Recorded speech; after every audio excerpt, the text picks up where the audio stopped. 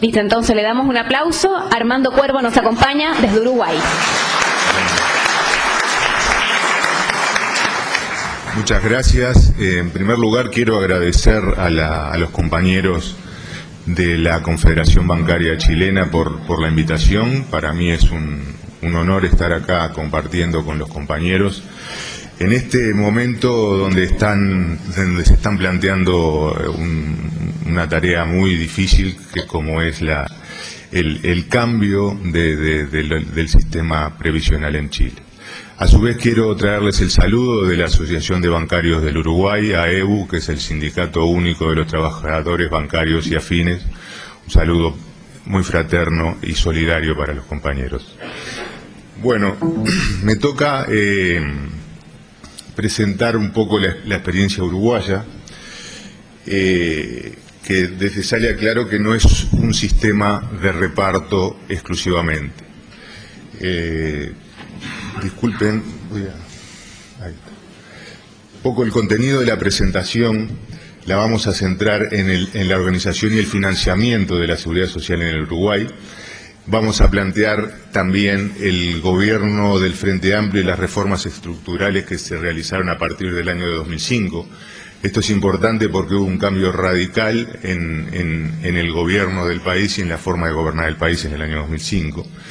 Vamos a ver un poco cómo era el estado de situación al año 2005, después de transcurridos 10 años en que se reformó la seguridad social en el Uruguay, al influjo de los organismos multilaterales de crédito, con los dictados de Washington, y como nos planteaban en el Uruguay un modelo, que el modelo a exportar era el chileno justamente. Eso ocurrió en el año 1995 y vamos a ver el estado de situación en el 2005, cuando asume el Frente Amplio, pero que a su vez ahí ya se puede vislumbrar cómo ha funcionado el sistema en el Uruguay. Y luego vamos a ver las reformas globales que se realizaron a partir del 2005, hubo reformas paramétricas de seguridad social, vamos a ver la evolución de la seguridad social en ese periodo y algunos desafíos que se nos plantean en el futuro.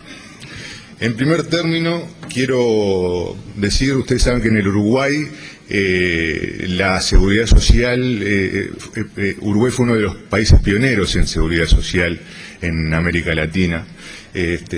Incluso recientes documentos muestran cómo antes de surgir el Uruguay como tal, en el territorio geográfico donde está hoy el Uruguay, en el año 1777, en la legislación de Indias, ya habían aspectos que regulaban la seguridad social, por lo menos regímenes previsionales. En el Uruguay, la organización de la seguridad social está a cargo de entes fundamentalmente estatales. La organización y coordinación de la seguridad social está en manos del Banco de Previsión Social, que es un instituto que se llama banco, pero de banco no tiene nada. Es una denominación que se llama así porque está establecido en la Constitución de la República del año 67, que fue cuando se creó, se le llamó banco, y no hay más remedio que seguirle llamando banco, pero en realidad es un instituto de seguridad social, que abarca el 87% de los trabajadores uruguayos, trabajadores y no trabajadores, en todos los temas de seguridad social. El Banco de Previsión Social es un ente autónomo, ¿verdad? Es decir, que no tiene la jerarquía, o sea, no está sometido a la jerarquía ni del Poder Legislativo y también es autónomo e independiente del Poder Legislativo. Y es muy importante establecer cómo se integra el directorio del Banco de Previsión Social, porque tiene participación de los actores sociales, es decir, hay 4 directores que son designados de manera política por el Poder Ejecutivo con venia de la Cámara de Senadores, pero a su vez integran el directorio del Banco de Previsión Social un representante de los trabajadores activos, un representante de los jubilados y pensionistas y un representante de los empleadores, de los empresarios. Luego hay otros organismos de seguridad social, como la Caja Policial y la Caja Militar, que dependen del Poder Ejecutivo, y tenemos después organismos que son personas públicas no estatales, es decir, no pertenecen al Estado, pero se rigen por el derecho público, si están sometidos a determinadas reglas que no tienen los privados. Y después vamos a ver las aseguradoras, que es lo que un poco está en discusión en este momento. Aseguradoras en discusión porque son las que pagan las rentas vitalicias de los fondos que se acumulaban en las administradoras de crédito, ¿verdad? Pero por digamos, la importancia que tiene el Banco de Previsión Social, me voy a referir a la Organización de la Seguridad Social en este aspecto. No sin antes decirle que en todas las demás institutos, más que de seguridad social, es de jubilaciones y pensiones, ¿verdad? Porque no tienen otras temáticas de seguridad social, salvo la caja bancaria que administra un seguro de paro bancario, que fue creado a partir de la crisis del 2012 en el Uruguay. De lo que les quería decir que en todos estos organismos el régimen es de reparto, no existen fondos de capitalización. Vamos a ver un poco entonces las características que tiene el régimen de seguridad social general, un poco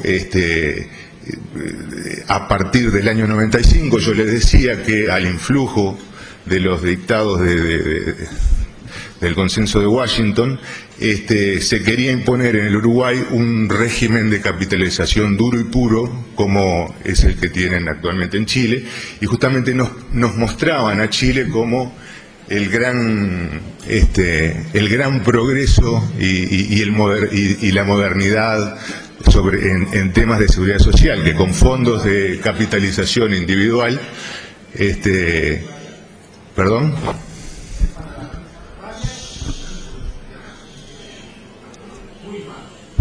Ok, sí, ya sé, lo sé. Entonces se quería imponer este modelo chileno, pero dadas las características, yo creo que también históricas del Uruguay, no se pudo aplicar este modelo tal cual estaba determinado, y se implementó lo que se denomina un sistema mixto, es decir, donde hay participación del sistema de reparto público y obligatorio y sistema de capitalización individual. Esto se hace, se crean determinados niveles, ¿tá?, para saber a dónde aportan los trabajadores, cómo se destinan los trabajadores a uno y otro sistema. Y se establece la técnica de los pilares. Hay un primer pilar que es de reparto, un segundo pilar que es de capitalización, pero de ahorro obligatorio, y un tercer pilar que es de capitalización, pero de ahorro voluntario.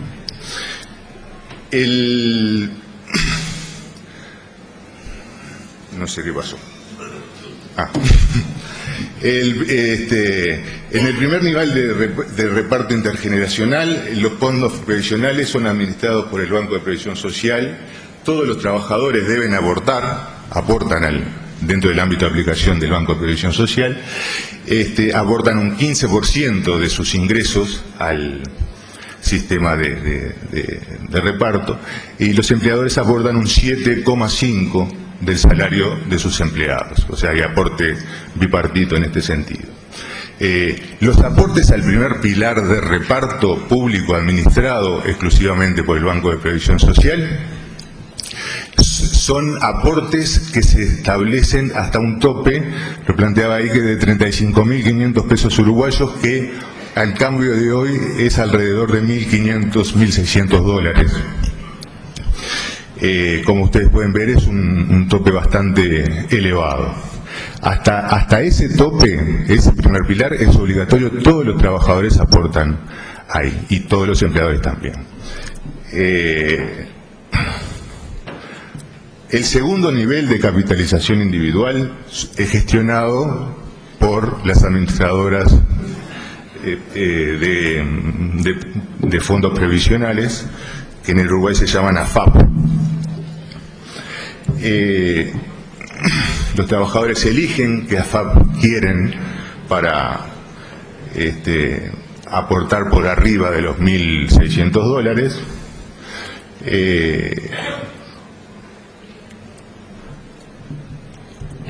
Esto lo vamos a ver después, esa opción, y aportan hasta otro tope que está establecido, que es de 106.000 pesos uruguayos, aproximadamente 4.600 dólares. Hasta ahí va el pilar de aporte obligatorio y por arriba de ese tope ya el aporte es voluntario. O sea, el trabajador si quiere aporta y si no quiere no aporta.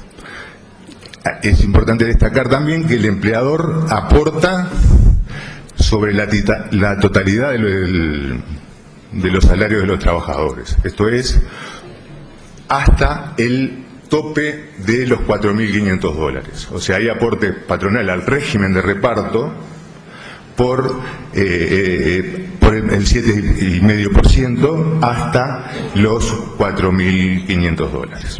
Ya por arriba, en el régimen de capitalización voluntario, no hay aporte patronal y habrá o no aporte personal de los trabajadores.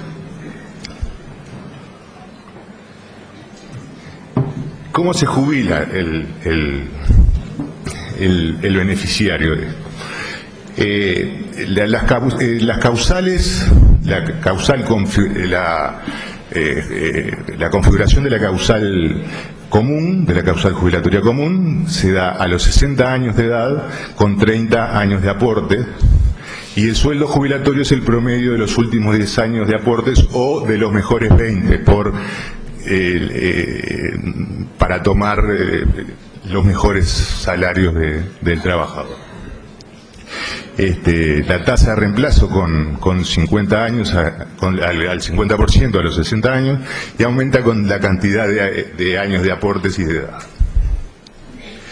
En el régimen disculpen, no sé si se escucha bien, ¿sí?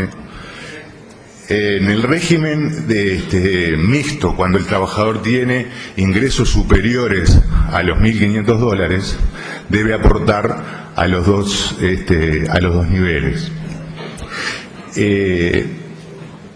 Aporta hasta el tope de los 1.500 dólares al régimen de reparto, y el excedente se aporta al régimen de capitalización. Estos aportes los recauda el Banco de Previsión Social. El Banco de Previsión Social recibe todos los aportes, tanto los propios, por llamarlo de alguna forma, como también los que deriva a las administradoras de ahorro previsional. Y después, bueno, como en casi todos lados, la fórmula es difícil después de entender. La fórmula capaz que no es difícil de entender, lo que es difícil de entender es cómo se aplica en la práctica ese tipo de fórmulas. Yo al menos no la entiendo demasiado, pero bueno, es el aporte de los trabajadores más la rentabilidad de los fondos en su cuenta, y a eso hay que restarle las comisiones que cobran las administradoras de pensiones, y una prima para cubrir las contingencias de invalidez y fallecimiento. Les decía que actualmente la única aseguradora que está en el sistema es el Banco de Seguros del Estado. Esto porque no es negocio para las aseguradoras pagar pensiones. El Banco de Seguros del Estado es un ente público estatal, obviamente, ¿no? Esto se agregó. Si a los 65 años de edad la densidad de aportes no es suficiente para retirarse por el régimen común, el trabajador tiene la opción de jubilarse por el régimen de ahorro individual, siguiendo en el régimen de reparto. Le decía que el BPS es el que recauda todas las contribuciones de seguridad social, y con los aportes que se hacen hasta el límite que yo les decía, se financian todas las prestaciones de seguridad social que se sirven en el BPS, asignaciones familiares, o sea, prestaciones familiares por hijos a cargo, etcétera, los subsidios por enfermedad, el seguro de paro, la licencia por maternidad y el subsidio por maternidad. Es decir, que acá funciona el sistema solidario en todo su espectro, ¿verdad? O sea que podríamos decir que en los temas de seguridad social, de la seguridad social en general, el régimen de reparto funciona en su totalidad. Lo que no funciona en su totalidad es para el régimen de jubilaciones y pensiones, y no funciona en su totalidad tampoco en cuanto a la financiación, porque una parte de la financiación del aporte de los trabajadores, después de ese tope, va a parar a otro lado y no va a financiar ni jubilaciones ni estas propias prestaciones de seguridad social. Bueno, después son datos circunstanciales no concretos de la práctica, ¿no? La financiación de la seguridad social, que este es un tema muy importante. Además de los aportes personales y patronales, hay tributos que están especialmente destinados a la financiación de la seguridad social. De esto es un 7% del IVA, del impuesto al valor agregado. Eso se vuelca para la financiación de la seguridad social, y también un impuesto que se creó en el año 2007-2008, es un impuesto a las jubilaciones más altas, que se llama IAS, Impuesto a la Asistencia de la Seguridad Social. Muy, digámoslo de paso, atacado por los jubilados. Se presentaron incluso recursos de inconstitucionalidad contra esto, pero es una minoría de jubilados que paga este tributo, ¿verdad? Y hoy está vigente. Le decía del estado de situación a 10 años de la reforma, cómo analizando qué había pasado. Bueno, esta reforma, lo que nos vendieron, funcionó de alguna forma. Esto del régimen de capitalización derivó en todas aquellas promesas que se nos habían hecho, y vemos que a 10 años no había cambiado absolutamente nada en los diagnósticos que estaban planteados al año 95. Es decir, los principales problemas seguían siendo exactamente los mismos a corto, a mediano y a largo plazo.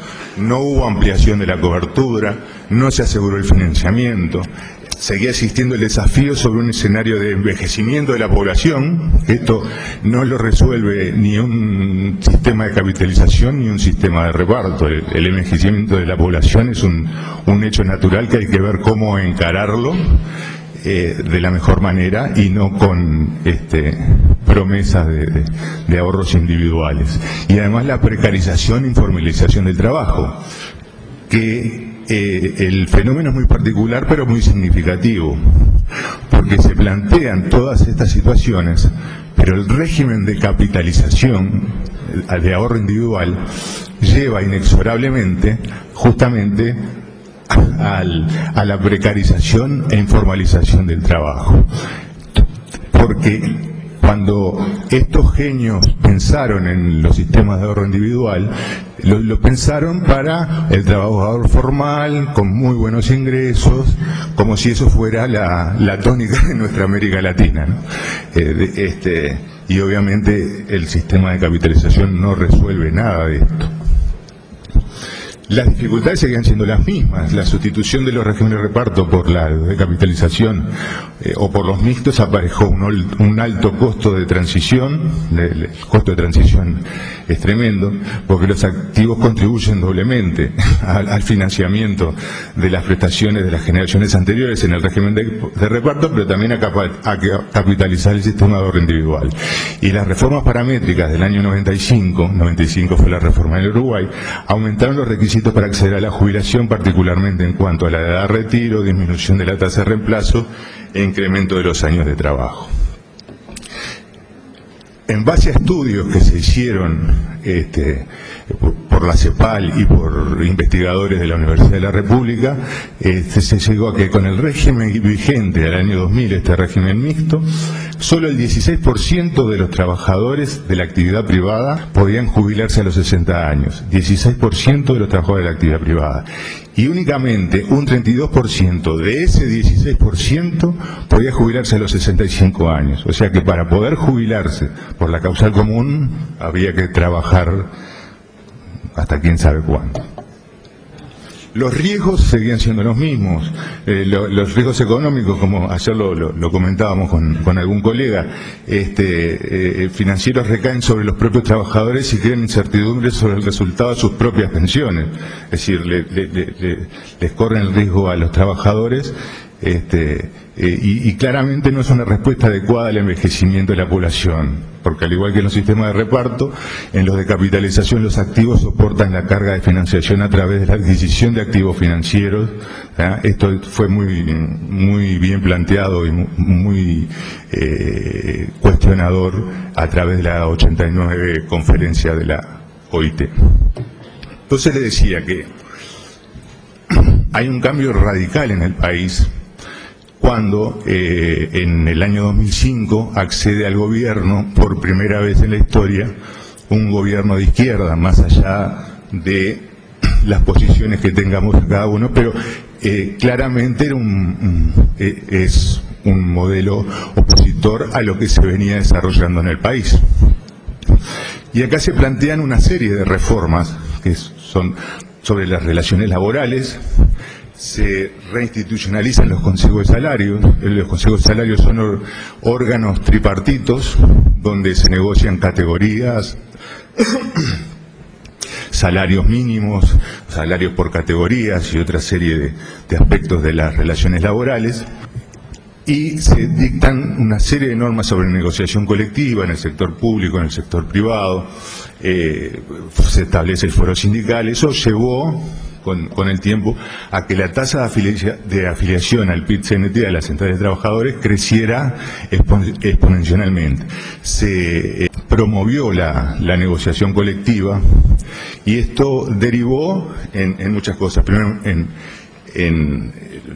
obviamente la promoción de la actividad sindical. Los sindicatos pasaron a ser más fuertes, con una representatividad muy grande, y eso llevó a la elevación de los salarios reales en términos también históricos, como nunca había ocurrido. A su vez se hace una reforma tributaria donde se sustituyen había tributos de toda clase, estaba muy fragmentado, y se implementa el impuesto a las rentas personales, a las personas físicas. Esto cambia radicalmente el financiamiento del Estado, porque además hubo una mejora de gestión recaudatoria y una mejora de gestión recaudatoria también del BPS y de la Dirección Nacional de Aduanas. Y también... Armando, 5 minutos. Uy, disculpe. Y también se establece la creación de un sistema nacional único de salud, como tienen los compañeros en Brasil, que eso también, además de la cobertura en materia de salud, que en el año de su implementación duplicó a la gente que estaba amparada por servicio de salud, promovió la formalización del trabajador, porque muchas veces trabajadores de bajos ingresos con varios hijos, por el pago del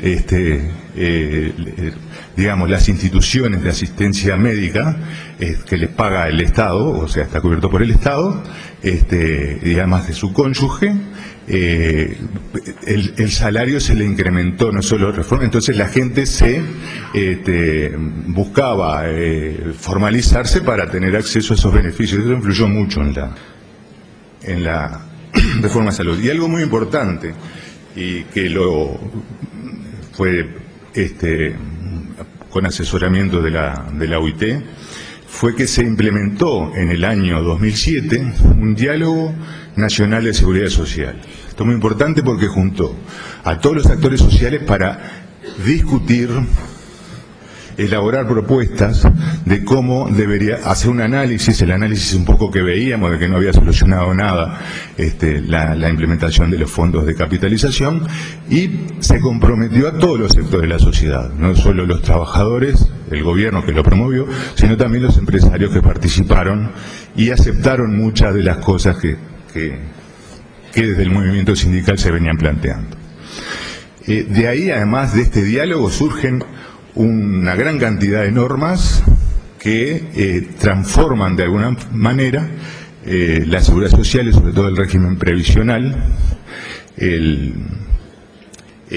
luego se transformaron en leyes que son aplicables, que aumentaron notablemente la cobertura, que mejoraron además los niveles de jubilatorios, las pensiones y los montos básicos jubilatorios. Se crea una suerte de discriminación positiva en favor de la mujer, estableciendo que a la mujer se le va a asignar 1 año de trabajo por cada hijo, con un límite de 5. Además se baja la edad para poder jubilarse, los años de trabajo de 35, que se había implementado en el año 95, se baja a 30, y con eso una gran cantidad de gente se puede acceder a la jubilación. Hay reformas sobre el seguro de paro, sobre la jubilación por edad avanzada, etcétera, etcétera. Hay una serie de reformas particulares sobre la seguridad social que causan un efecto de ampliación increíble de la cobertura.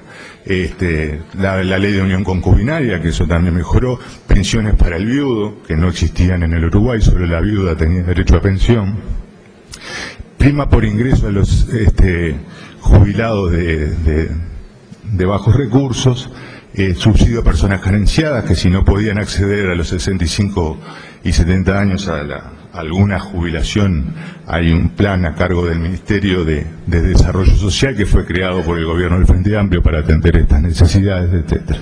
Y bueno, como ya el tiempo se me está acabando, acá hay unos gráficos. Yo supongo que esto se va a repartir o se va a colgar en la página, donde se puede apreciar cómo fue el crecimiento, todo esto que estábamos hablando en números y en gráficas, que es la que le gusta a los economistas. A mí no me gustan mucho los gráficos, por eso lo dejé todo para el final.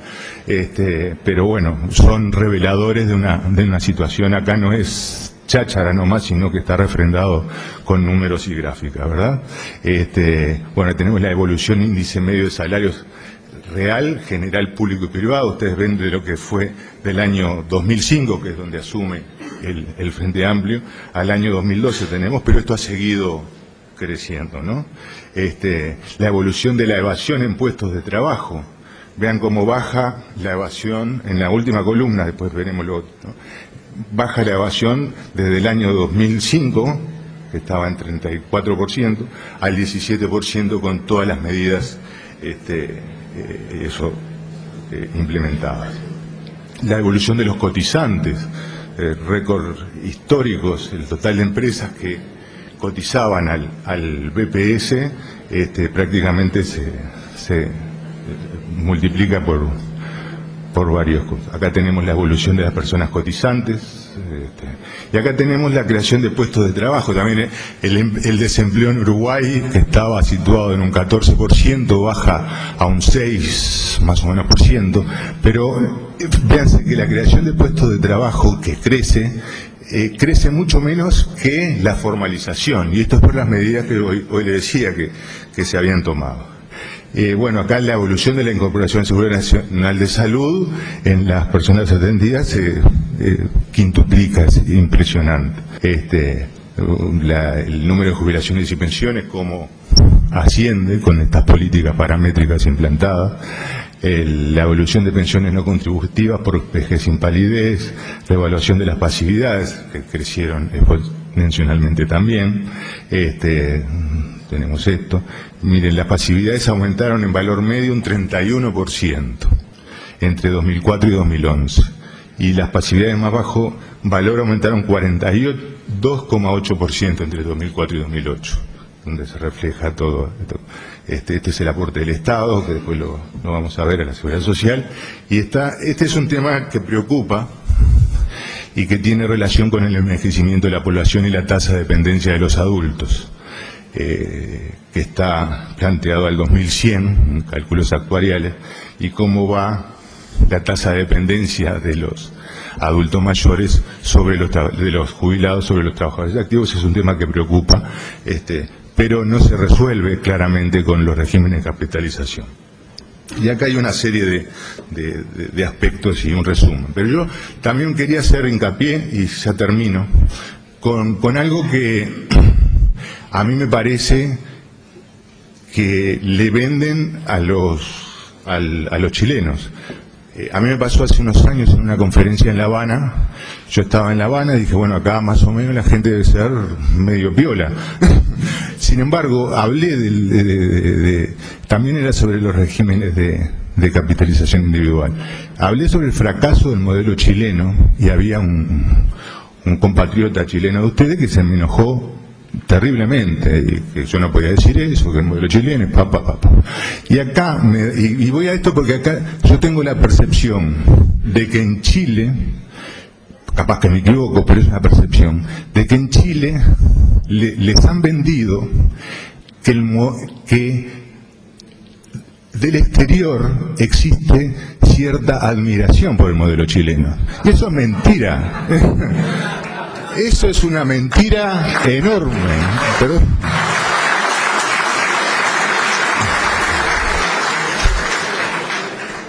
no es así. En el exterior vemos al modelo chileno generalmente como algo espantoso, sobre todo el sistema de seguridad social, que no es de seguridad social, es un tema de rentas vitalicias y demás. Entonces, no es así, compañeros. En el exterior vemos este sistema como... discúlpeme la expresión, y como mi presidente lo dice, mi presidente de Uruguay, es una porquería, es así. Entonces no se crean eso que les venden acá, no, o sea, les están mintiendo, y se ha creado la conciencia de que eso es verdad. Bueno, disculpen esta integración y muchas gracias por el aporte.